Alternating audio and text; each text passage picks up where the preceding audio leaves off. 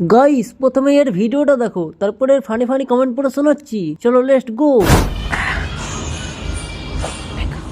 लेकिन ये साला कर क्या रहा है यहाँ पे?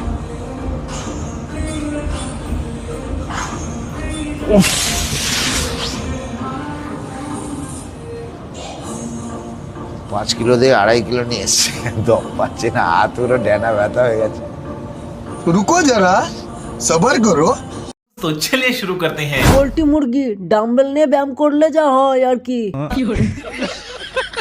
বডি না হয় হবে, কিন্তু ওই কুত্তা ঝুলে যাওয়া বিচির মতো মুখটা কি করবি? বলেন কি?